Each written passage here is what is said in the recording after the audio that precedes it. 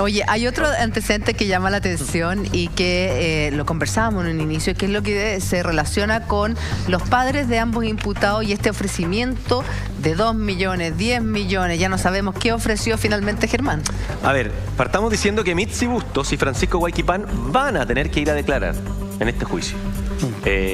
Así va a acontecer dentro de los próximos días. Y la dama también, perdón. También. La hija. Claro. En el inicio de este juicio, el día de ayer, el fiscal Tufit Bufadel entregó su versión respecto de este ofrecimiento de dinero. ¿Qué fue lo que señaló? Indicó que Brian Melián declaró por qué se había echado la culpa en primera instancia. Dijo que se lo había pedido la familia Huayquipán y que le habían ofrecido dinero. Aseguró que la primera oferta fue de 2 millones de pesos y después de 10. Refirió que el día en que estuvo con ellos se había reunido Brian con Mitzi Bustos y con el papá de los hermanos, el futbolista o exfutbolista a esta altura, Francisco Huayquipán.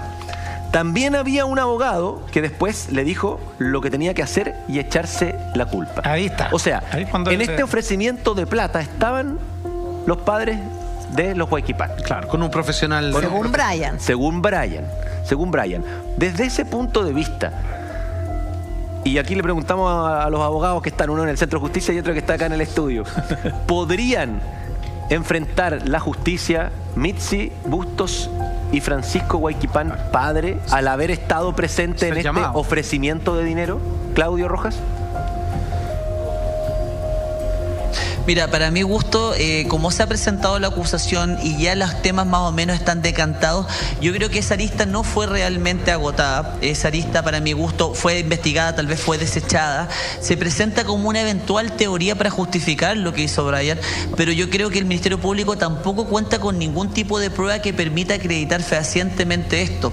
De lo contrario, tendría que haberle dado algún grado de autoría o de participación también a los padres en la eventual comisión de delito o eventualmente haberle buscado algún tipo de cosas por ahí. Pero yo creo que eventualmente eso, a mi gusto, yo lo escuché a Tufit y no tienen por lo menos ningún tipo de prueba que permita acreditar, porque esto simplemente es un ofrecimiento. Nunca se materializó en un pago real, nunca en un WhatsApp, en algún mensaje, en algo que pudiesen hoy en día presentar como prueba realmente, aparte de la simple declaración del mismo imputado.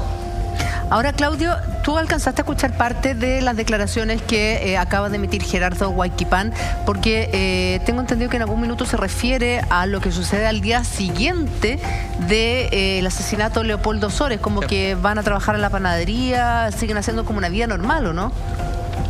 Sí. Sí, no, lo que él relata es básicamente que salen de la discoteca después de que había ocurrido el hecho macabro. Estamos hablando, después de los disparos salen de nuevo los dos autos, se dirigen, ojo, a comer al mismo restaurante donde se habían querido juntar antes que no habían comido. Ya. En ese momento Gerardo señala que Brian estaba muy nervioso producto de todo lo que había ocurrido, porque según él, Brian le decía, mira, lo que yo quise hacer realmente fue dispararle a los pies, pero parece que no le di en los pies. Entonces ahí como que estaban discutiendo entre ellos y después dice, ¿sabes qué? Hasta se nos quitó el hambre. De hecho no quisimos comer y lo que hicimos fue tomarnos una bebida y nos fuimos a la casa.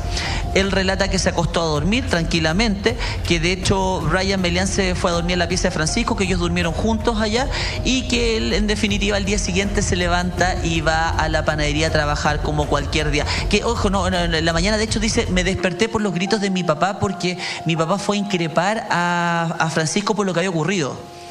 Entonces ahí con esos gritos él se despierta y posterior a toda esta batabola él se va a trabajar a la panadería que todos conocemos. Y Claudio, común y corriente. Claudio, bueno, sabemos que esto está en pleno proceso en los tribunales de justicia.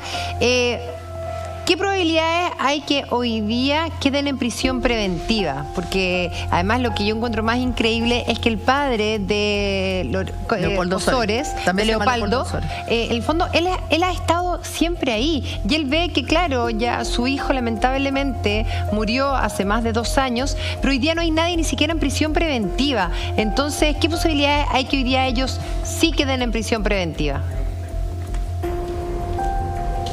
Es que lo que pasa es que como prisión preventiva, como cautelar, no se puede hacer nada en este estadio procesal. Eso tiene otro tipo de finalidades. Hoy en día lo que puede ocurrir es que después de este juicio, después de estos 8 días, lo que se determine es si son culpables o no y que eventualmente tengan que entrar a cumplir condena.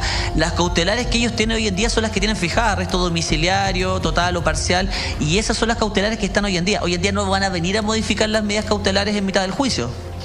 No, claro, pero en el fondo como está como tan vago todo esto, como no existe al parecer ninguna prueba científica que realmente pueda inculpar quién fue el que percutó el arma y que pueda haber una extensión en la investigación, ahí podrían cambiar las cautelares, ¿o no? No. ¿No pueden cambiar? Te explico. Coincido con Claudio, efectivamente no se va a revisar porque tendrían que revisarse las medidas cautelares. Ahora, ¿cuándo podrían revisarse en un juicio oral? Cuando está el veredicto, si se condena o inocencia. Si exactamente, si se condena, normalmente el Ministerio Público ahí pide revisión de cautelar porque entiende que hay peligro de fuga y que se puede ir esta persona. Ya, después de la condena. Después de la condena, sé que hay condena, después de la condena ahí, porque viene una audiencia posterior que se llama de 343 para determinar si hay atenuantes y agravantes en ese momento. Y ahí normalmente el Ministerio Público pide la posibilidad de revisar las medidas cautelares. Pero fíjate, una consulta. A la espera los antecedentes penales que tiene, por ejemplo, Francisco Huayquipán, ¿son los de España o en Chile también tiene? Porque yo tengo entendido, o sea, lo último que supimos es cuando lo Acá también tiene antecedentes penales. ¿Acá también tiene?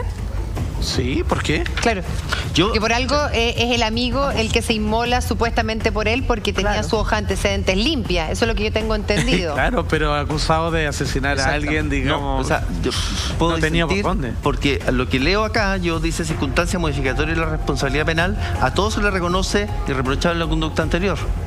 La diferencia que a Brian, además del irreprochable conducta anterior, es la colaboración sustancial. Y por eso es que bajan un grado. Ya, pero entonces ¿Tienen irreprochable conducta? Por eso, los antecedentes Francisco fueron cuando se fue a España y lo expulsaron de España por esta pena por robo, creo que fue. Lo que pasa es que si yo hubiese querido, fiscal, hubiese querido entender que esta pena de era cumplirla acá o efectivamente está manchado su antecedente, tendría que haber traído la sentencia, haberla legalizado, haber entendido, pero el tribunal va a decir, oiga, no es una sentencia chilena, por lo tanto, no. No se hace.